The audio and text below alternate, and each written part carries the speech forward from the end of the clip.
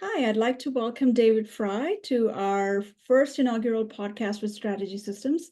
David Fry and I have had an opportunity to work together over many transformation initiatives over the last 5 years. And it is my pleasure to invite David to this conversation as we continue the ongoing discussions about transformation in healthcare in the Ontario health system. But before I do that, I would like to introduce David because there is a lot that David brings to the table. David is currently the VP for Integrated Client and Community Care at VHA Home Care Services, and he has over 20 years of experience in home care. Now, since it is Occupational Therapy Recognition Month, I just want to say that David started out as an OT and has led many organizations through his journey as a leader, including the Ontario Association of Community Care Access Centers, the CCACs, the Mississauga Halton Lynn, as well as other SPOs or service provider organizations. Currently, David is also on the board of director at Casey House and previously at Sherburne Health. Wow, that's a wealth of knowledge and experience, David. I can't wait to have this discussion with you. So welcome. Happy to have you here. Thanks, Priya. It's great to see you. And I think actually it's almost been over 6 years since we've known each other and worked together. And that's been a really positive experience for me working with you and your team and getting the expertise of strategy systems to support some activities at the different organizations I've worked. So lovely to see you. Yeah, thank you. Yes, it has been because at the Lynn is where we first started that journey together. So true. Um, so David, I mean, I'd love to hear about your journey as it's kind of evolved, as you've led various organizations through this whole transformation that we are seeing ramping up in Ontario healthcare. What are some of the key things that stand out to you? Sure. I think for me, when it comes to being, so fortunate to work with a team and work with partners in leading a transformational agenda, bringing forward some initiatives that will hopefully make a positive impact in terms of client and provider experience and outcomes. For me, it's really been about working closely with my team and with my partners in trying to almost level set from the beginning around where are we going? What's our shared vision? What are we striving towards? Really feeling comfortable with course correcting as we move along. Mhm. When I think transformation is an often used word, at least it has been in Ontario for the last decade. We've been transforming and modernizing for many years now. And I just would say that one of the experiences that I've had being, fortunate to lead and work with a team, it's really about supporting the team to recognize that when you are truly looking to introduce completely different ways, perhaps of delivering care or ensuring that you are delivering the best possible outcome, if you are going to get to that point, you're not going to get it right from the beginning. That you have to really be comfortable with course correcting, learning, where you may make some missteps, and really trying to be open and comfortable and being that champion and support to your team around not always taking a linear approach to things. So Mhm. often, again, and certainly in my work experience with you, Priya, you've supported our team around tests of change. So, Mhm. what is it in the increment? What in a small way are we going to try that fits in nicely with the bigger vision that we may have? Mhm. Whether that, again, as I said, introducing a new model of care or a completely new system. And so, really being comfortable with that iterative approach and learning from clients, patients, families, point of care team members when we're testing out some new things to Right. figure out how do we get to that next step. So it's really about being clear if we are going to be transforming around what are those incremental steps we need to move us along, not being too linear about that though, and Mhm. making sure when we do have a sense of what it is that we feel is that new practice or that new component of care delivery, making sure then that we hardwire it into our usual systems, whether Mhm. that's monitoring through Power BI reports or incorporating it into your performance appraisal process. Whatever it is that you know is going to help support your team members and making it stick. I think that's something that's really an important ingredient when it comes to modernizing or transforming. And sometimes we forget. Hopefully, that's answering some of your thoughts there, Priya, around the journey that I've been on. That's certainly been my experience. Yeah, and David, as I listen to you, you talk about it not being a linear journey, about course correcting. And I do a lot of work in transformation right now, and one of the things I hear about is the giving that space to course correct. And one big concept that I'm hearing right now is around psychological safety. Right? So Yes, when you talk about transformation and change, how do you right. create that safe space for those team members to that you mentioned that you work with? So it's just something that's front and center for me, because right now when I think about it is there has to be that feeling that it's okay to learn from your mistakes. So what has been the way in which you've kind of created that space for your team and others? And again, a great point, and the importance of safety within a team. Right. And I would just comment that I feel like, I've been very fortunate in many different organizations that I've worked, that I've really been fortunate to align from a values perspective in the Mhm. team members that I've worked with around the importance of hearing and respecting different viewpoints, and especially from clients and point of care providers. So that to me is one really important upfront piece, depending on the degree of change or transformation that you're doing, making sure that those stakeholders are part of the design, part of the thinking. So when it comes to being safe to offer, feeling safe to Mhm. offer feedback around, this isn't working or this doesn't line up, or why are we going this way? Why is this happening? It's really making sure that you include those voices in the very early days when it comes to even defining what's the test of change you're going to do or what's the journey you're on together. Right. And I would just say, in my experience, we've made some missteps where we haven't been as explicit or as inclusive early on, and with whether it's point of care or client and family, in some of that collaboration and that co-design approach. And that is often when we find ourselves, weeks or months down the road, needing to backtrack and, reset ourselves on, what is the problem we're trying to solve? Mhm. How are we moving in this direction together?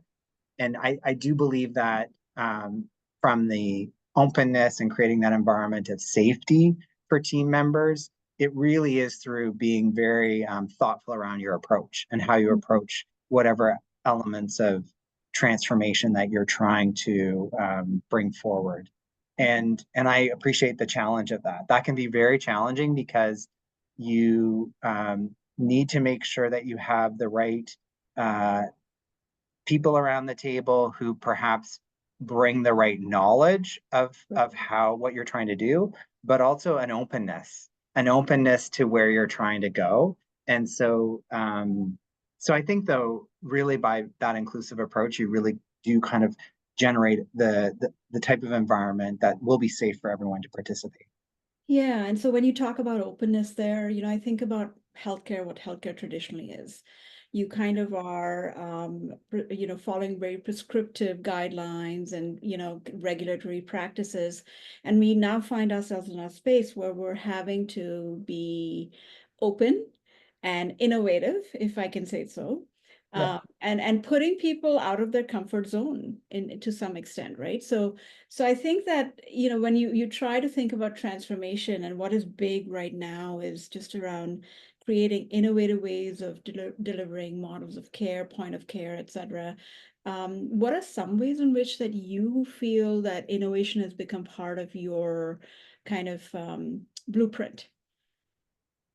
Yeah, I would say that, in terms of how it's become, part of a blueprint for me in my experience, it's really through, a couple of elements. One is making sure that I have a sense of where within our team there may be, or within our organization more broadly, there may be challenges around performance currently, whether that's client experience results, Right. costs of care, outcomes, so goal achievement.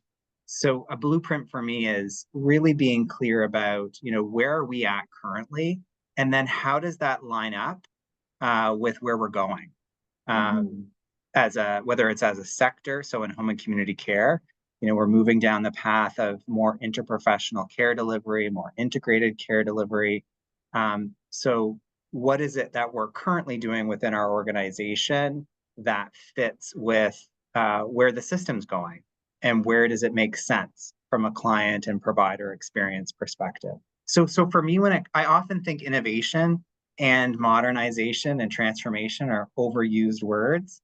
And so at the end of the day, to me, it's really about being practical and Mhm. thoughtful around, what are we trying to do? And of course, there's great frameworks that exist, the quintuple aim.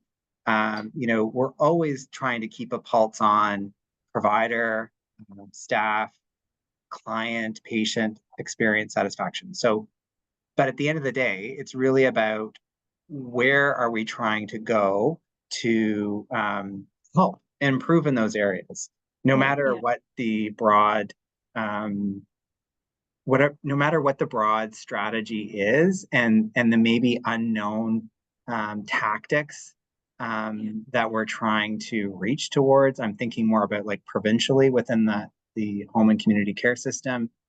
Uh, it's not always as clear. It's not as clear around where are we going. So my blueprint as a leader is around, working with my team and my Yeah. colleagues across an array of different expertise, quality, evaluation, research, digital supports. Right. So really trying to understand, together, we all know we have opportunities to move things in the right direction. Um, and how do we do that in a way that's lining up with the broader agenda, if that makes sense, Priya? Yeah, it does. It does. And I'm going to go back to your earlier point about, stakeholders being included very from the beginning. And you mentioned quintuple aim, and of course we're now looking at from the lens of health equity, right? For So when sure. you're looking at stakeholder inclusion and you're looking at equitable access to health, with often vulnerable populations like the ones that you have worked with. I think the wondering that I've often had, and I'd love to pick your brain on this, is how do we make sure we're hearing from the voices that are not the ones that are always out there speaking up? The ones who are the quiet ones who have a wealth of data and information to tell us, like, how do we include that voice in the way in which we're moving through these tests of change or pilots or care models? Yeah. I mean, that's incredibly important to your point around, especially when you're wanting to support individuals who are living in, equity deserving neighborhoods and communities. And so I can just say in my experience, it's really been through leveraging partnerships and Mhm. outside of organizations where I've worked, obviously, no matter where it is in the different places as you described where I've worked for the last, many years, I've been fortunate to have in all of those organizations client and care or family partner advisory councils. So individuals who represent or bring experience of their care experience with us, whether it's at a LIN level, a regional level, or whether it's local related to their personal support worker experience. So that's one way, of course, that you're able to ensure you're hearing from individuals who are receiving care and you're trying to work with around how are we improving care or maintaining what's working well. I think Mhm. oftentimes we get so focused on change or different aspects of what we'd like to see happening, and we have to remember there are things that work well and how do we make sure that we identify those from that, whether that's a resident or a client or whoever. I think it's really important to know that. So what I would just say though is that in my experience, when you are really trying to, depending on your organization where you work, for me, it's been through networks and partnerships. So the Ontario health teams, of course, here in Ontario, are really doing, in some areas, fantastic work about engagement with their residents. And they've formed either specific networks or they have ambassadors. And so those are really, I feel, very important, um, resources to tap into and make sure you're really hearing those voices. So, Yeah. because they are very thoughtful about ensuring that they are finding ways to appropriately, respectfully access different voices within their community. And of course, that isn't the be all and end all, but it certainly is a step going in the right direction, especially when it comes to, trying to connect with individuals who may not fall into the typical ways of connecting with an organization. At Casey House, which is where I'm a board member, I'm always fascinated to hear the creativity that that leadership team brings to tapping into the different individuals. Obviously, it's very specific to the Toronto area, where they're really trying to understand the needs of individuals who have HIV or are at risk of HIV, and and perhaps may have other needs related to mental health or substance use. And they may not be voices that are very represented in some of those forums I just was talking about. They may not be safe places for them to share their voices. So I'm always I certainly am always keen to hear and learn from other organizations and how they approach the importance of hearing from different stakeholders. Even here in this current organization where I work, we do a really great job of connecting and engaging with our clients. Probably less so in regularly connecting and engaging with some of our staff and some of our employees. And it's important, of course, to have their view, their perspective at the point of care. And so I think there's always an opportunity for every leader to be thinking about how are you really getting at the different stakeholders who you're trying to work with and understand opportunity to have a positive impact. Yeah. When I listen to you, I guess the thing that strikes me is that the term stakeholder means so many things, right? I mean, you're talking about your staff, you're talking about impacted individuals who are receiving care, you're talking about those that they're accessing services from partner organizations. So that whole concept of kind of wraparound model in a way, and bringing clients and putting them at the center of that delivery and design.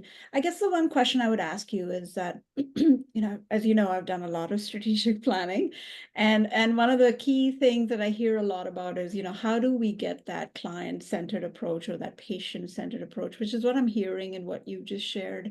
What's your kind of take on it? Is that another word that's getting tossed around a lot, like you mentioned earlier, for some of the others? Any thoughts on that? Yeah, I think when it comes to person-centered care, I feel like and thinking about it in the context of home and community care, it's certainly something that many partners, many organizations in the home care space embrace, because it's really all about truly partnering with the individual, identifying what's meaningful, having a very holistic view of their needs, broader than traditional health, like really being thoughtful about social determinants of health. So I think that person-centered or client-centered, it may be a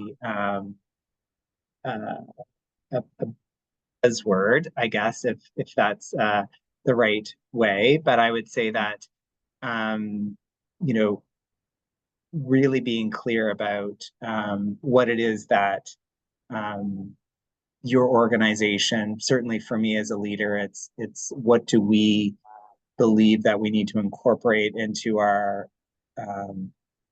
typical practices, either in delivering care or designing new care or supporting new systems, that Right. really does embrace a person-centered philosophy.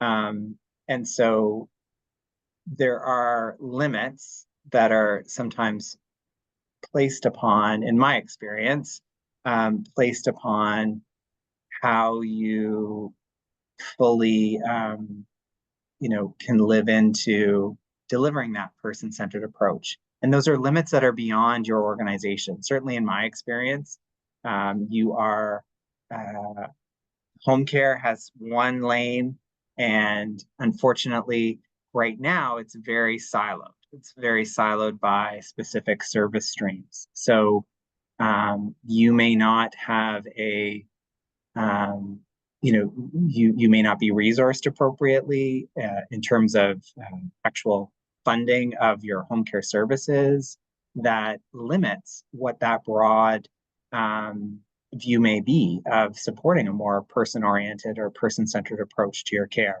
Now, we work very hard, just like every part of the home and community care system does every day, to have a meaningful, impactful, positive impact on client outcomes.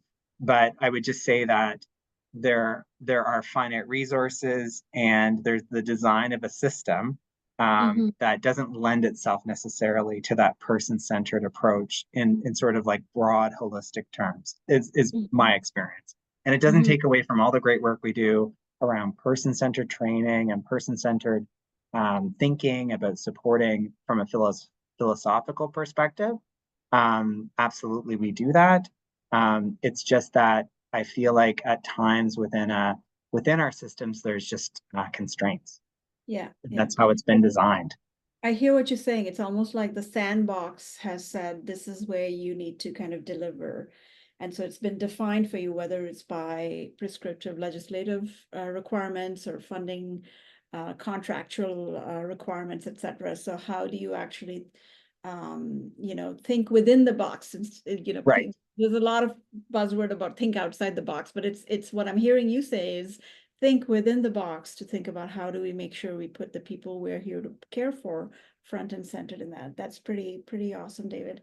I You would just say pretty quickly, sorry, just that on that piece, there are lots of ways right now currently in home care, whether uh-huh. it's through new hospital to home programs or new integrated service delivery models through Ontario health teams that are coming forward, that are, I mean, to use that analogy you've used about, they're looking to even define the box and what are the pieces of the box. So looking potentially at offering some new ways of thinking about how does integrated home care work. And I just would say that obviously that's going to be a journey, and it's not going to happen overnight. And again, but that's still really important pieces. I like how you say figuring out what is that box even defined as, because I think Sure. that's just part of that whole evolution of the home care system. A couple other things that you mentioned, you talked about the importance of working with quality research, digital enablers. And Mm, I think that one thing I've learned from having collaborated with you in the past is, that kind of data-driven decision making. So your takeaways for people who are kind of young, I would say, or kind of building their maturity on building their data capability, because a lot of time I work with providers and they are still trying to figure out what are their baseline measures. How do they even define success beyond what the funders are asking for? So what would be your tips to those that are on that data maturity journey about how they should evolve so that they're, growing in that area? yeah, wow. There are way more smarter people than me who have Yeah, a, a, and I'm not looking at it from your data hat or your research hat, but more from your systems thinking hat about how do yeah, we shift the dial. right, right.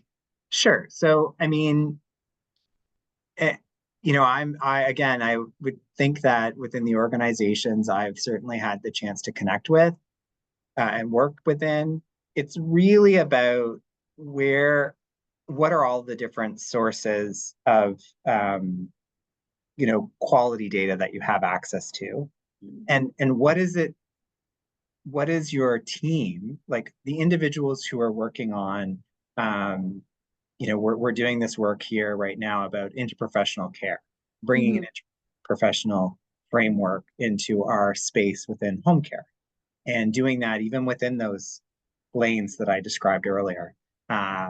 And so that is the team that I will go to and have gone to, and they have individuals who, what are the change ideas that we're working on? Oh, okay, it has to do with like huddling as a home care team, or it has to do with supporting better communication with clients in real time about what their schedule is from their different services, or understanding the different roles that team members play, a PSW versus occupational therapist or a nurse in delivering upon the care plan. So when it comes to measures and indicators, it's really about being clear on what's your change idea, and what do you currently have that you have some confidence in giving you a sense of that baseline, and so of understanding of where you're at right now. And sometimes you won't know. You're going to have to introduce something new, or you're going to have to augment, an active client survey or a discharge client survey or a focus group or some other way that you're going to have to get what you're looking for. And so I would just say that that's really, in my experience, it's really upfront being clear about what's the change idea, how are we going to measure that, what do we have that exists. We don't need more work. We don't need more kind of like, this isn't I say, this isn't a science project. We're not doing this, so we're doing this to actually have a meaningful impact and know if we're on the right track. And so, so really it's through that team that you surface what those indicators are. And then you make sure that you have had, that really you're paying attention to what they're telling you. So if they're showing no change, then maybe that's a good thing. Maybe it means whatever you've introduced, it's not breaking things. Or perhaps it's showing the opposite and it's not improving. It's going in the opposite direction, tells us we need to do something differently then. So I just would say, I guess when it comes to, if I were a emerging or newer leader, it's really about working in partnership with others, to understand what exactly is it you're trying to change here, and how can you measure that. And I've been very fortunate in all of my different leadership roles, whether it's at Mississauga Halton or here, or even long ago, provincially at the association, I had access to, in my team, we had access to like an amazing decision support team, amazing, business analysts who help to put the picture together around, this is what I hear you saying you're trying to do, and this is what you have that's reliable, to help guide you, in terms of, are you on the right track? And so it's really making sure that you're always broad in who you include when it comes to making decisions, because making decisions around indicators or activities, because it's through others' perspectives and experience that you'll get the richness of where you're trying to go. And if it truly is transformative change, you get the benefit of having a team around you. Quote unquote, transformational change takes a lot of effort, resource, time, painful. It can be it's not, oftentimes it's a program of work with multiple projects that are guiding you along to higher level outcomes, right? And so that takes time, and you need the richness of expertise of a team that helps to support that going forward. And you get the benefit, frankly, um, of just frankly resilience together as a team, and trying to problem solve together, keep yourselves on track, whether it's the minutia that you were talking about, Priya, in terms of indicators and baseline, but you just really benefit from the richness of that network, especially if you truly are doing some sort of transformational work, or work that frankly is going to get you the right outcomes, but is not going to be something that everyone's going to be necessarily initially happy to, they may not necessarily see the what's in it for me, right? So they may have a sense of what's in it for me, and you may have a sense of what's in it for you, for them rather. But those pieces, as you well know, and all of your expertise around resistance management and supporting the change, like all of that comes through the richness of the right experts of team members around that piece of work and whatever role you play in that. Yeah, a word you used just now, just when you're talking about team expertise and working together and collaborating on different areas, is resilience. Yes. Right. So let's talk about this, because the one thing I'm hearing from people out in the community is fatigue, like Yes. exhaustion, saturation, the pace of transformation, pace of change. And so resilience, as you mentioned, is so important. And so I guess what would be, and this is post-COVID too, right? We're still kind of Right. recovering from that whole impact on the healthcare system. I guess the one wondering that I would have there, David, is that, how do we, as a system, build that resilience in our teams, because we're in a significant shortage of resources, and of course, financial constraints are in place. Um, your thoughts on that? Like, how do we build that resilience? I would say that, in terms of resilience, to me, it's really individual for everybody. So, what is it that um, it's being really open and ensuring that you're equipping team members and yourself to make sure that they're making time for that, to know what is it that enriches you about this work, and how do we ensure that we're supporting people to have that, because I do believe, and what frankly are the barriers, and my team members would identify a whole host of things that we know we could be making better, easier for team members, like for our point of care, and to release them to just focus on care, to focus their time on care, and to reduce, activities that are less valuable to that experience of engaging directly with the client and their family. And that frankly informs all of our improvement plans that we have year over year. So, at the heart of that, though, it's really about just trying to make space for people to do the things that enriches them in their work. And I do think it is through making things easier, smoother, that you can allow people to have the benefits of the time in their day to do things that really impact them in a positive way.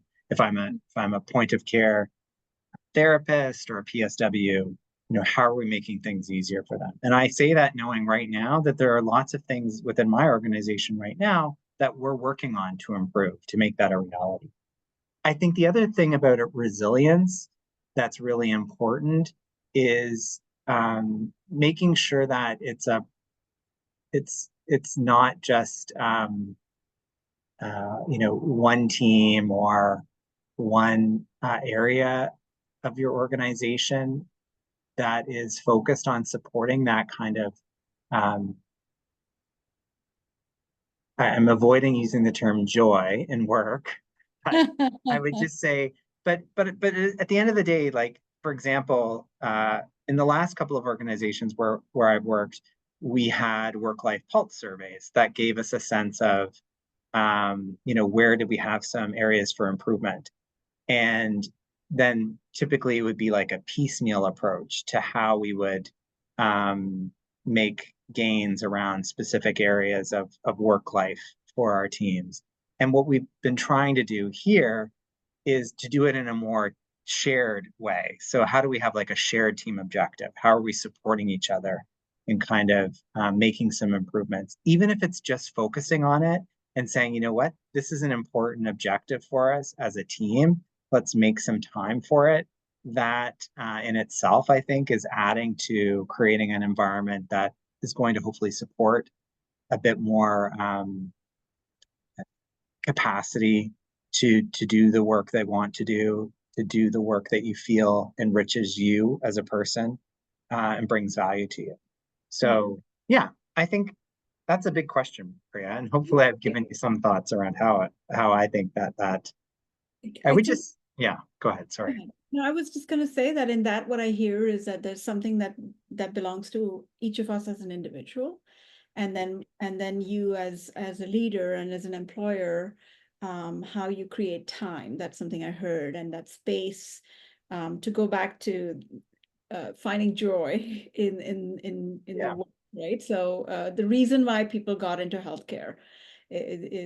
is that whole kind of carer concept that we've all been talking about for years. So yeah, sorry, David, you were going to add? I just was going to say that I only hesitate on the use of the term joy Mm. because I can appreciate that, you know, in many different organizations and in the health system right now, it's actually, almost really probably the use of the term joy is not appropriate. So that's where I was hesitating with that. Yeah, that is a term that gets lots of conversation going for sure. So we'll pivot from that. I would be remiss if I didn't speak about you spoke about quality research and digital, and one of the big again another buzz phrase right now and buzzwork I guess you could say is in the area of digital transformation. Like it's almost everything we're doing is there's some element of digital transformation, and it's almost so much that it becomes about the digital work rather than what it's giving you. So your thoughts on that, like is digital transformation something are you seeing that it's actually improving client care, client outcomes? Is it truly an enabler or is it something standalone that's helping the larger behind the scene back office operations of an organization? I would say that um, I think it's a couple of things quickly that it's how you define digital transformation because I would say that thinking about organizations where I've worked, we may have used, we may have, rolled out a new way of providing access to care virtually Mhm. for clients, patients, and families. And at the time, that may have been seen as a digital transformation. Whereas I feel like today, and certainly my colleague, who our chief technology officer, would have lots and lots of thoughts and comments about this. Everything is around artificial intelligence, and how are we even going into new ways of um, supporting what care delivery looks like, and and so I would just say that yeah, the definition of digital transformation, I think, is an interesting one. Yeah. And to me, technology is always an enabler. So, Mm. I mean, I learned long ago from someone who was an expert in technology, and they always impressed upon me the importance of technology is really here to enable, improvements in point of care. It's Mm. not really here to direct you or guide you. And I'm sure many people would say, well, of course not. And that's fine. But I often have had the experience where it is sometimes that interface around, patient care and technology, it's a little bit less focused on what truly are the benefits you're trying to realize and a little bit on we're just going to deploy this technology.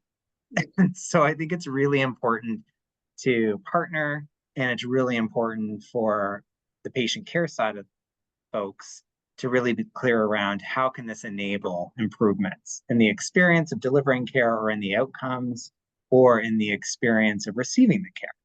And so to me, digital is all about just being that enabler. Digital transformation is being that enabler. And yeah, it's a very exciting time, frankly, to see what's happening and what's coming in the next now and in the next few years. Yeah, it certainly is. There's a lot going on. I just absolutely love how you said it enables improvement. I think that's Yes. the strategic phrase that you use there. Talking about what's coming as we wrap up our discussion, where do you think we will be in, and I know we haven't talked about this before, David, so I'm just going to throw it Yeah, out. of course. Where is our journey going to take us from the point of view of care delivery, home care? There's the aging population is increasing. You're seeing more frail elderly, complex medical conditions. There's a push certainly for integrated care, but it's delivered in a siloed manner, if I may say so, to some extent. As someone who's been a caregiver to parents, I've experienced that journey myself many times. I will tell you that I don't know about you, but I'm nervous about what care will look like when I am that senior that my mother was, as an Yeah. example. Yeah, I'd Yeah. love to get your thoughts on that. I mean, I'm hopeful. I am hopeful about the future for home and community care. And I really, and I'm hopeful in the sense that um, there are things that are happening in the environment that, although, as I always like to say, feel like molasses in January, um, they are going in the right direction around what do they want to achieve. So whether it's better connection to primary care, ensuring that you have a care plan that reflects the true needs of the person, thinking about social determinants of health, thinking about including all of the different partners at the table to contribute to that care plan. And then, even more importantly, including all those partners when it comes to funding decisions, planning decisions. I have seen in the last few years through some of the Ontario Health Team work, a bit of life coming to the notion of integrated service delivery Mm. systems.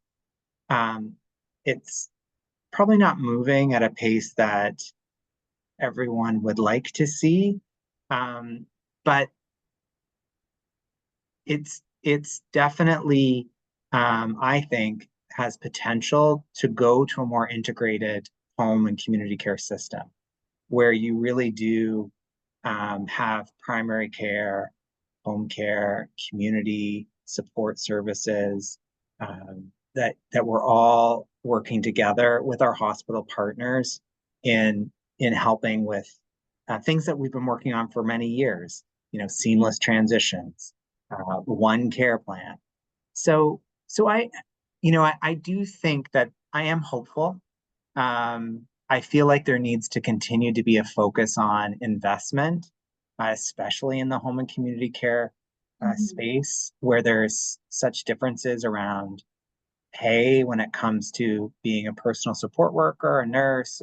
Just there's whole host um, of funding needs and recognition of that. So, but I do feel overall that that there is a lot of hope, and I can see some activities that are going to help inform an actual roadmap to getting to where we need to be. I think the other thing, Priya, that makes me feel a little bit um, hopeful as well is that we are truly looking in the parts that I've been part of, and I'm nowhere near as engaged in many different things that are happening in the system for home and community, but in the small sliver that I participate in, where I see pieces, there are thoughtfulness around building off of what we know works, Mm. making it better, but not just starting from the very beginning.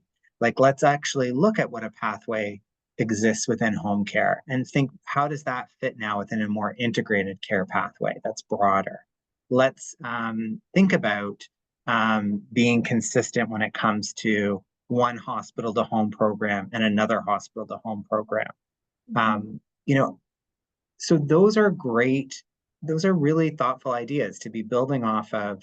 What we know is what, hopefully we have to have evidence to show that those things work. Can't just Right. be, well, we've done it this way, so we always have to do it that way. It has to be about, there's evidence to say this does work, or there's evidence to show that this is a component that we should incorporate. And so in the little sliver that I get to participate in at times, I do hear and see that we are looking to learn from what may be better practices. It's not just about wholesale starting from the beginning. And that speaks to really just the commitment of leaders who, they're connected to each other, they know each other have strengths that they can bring to bear on something that they want to work to together, and they respect each other's opinions. And, having come from working at the regional level, I didn't always see that before. And that wasn't that long ago. That was just like five plus years ago. And so from then to today, it is so different to see things how they're in a positive direction. So that Mhm. that is what gives me hope. Now ask me on another day where I haven't had as much coffee and I may say something different. But that is how I'm feeling. Well, I will tell you that just hearing you say that tells me that we are shifting the dial, right? That to me is a good news story, and it gives me hope, I guess, for when I am someone who needs that level of care and support, and I'm sure others like us, who are in the same place as we are. David, I want to thank you for your time. This has been a very enriching conversation, and I look forward to a continued discussion with you and others on the healthcare transformation agenda. Thank you once again for taking the time. Thank you, Priya. It's a pleasure.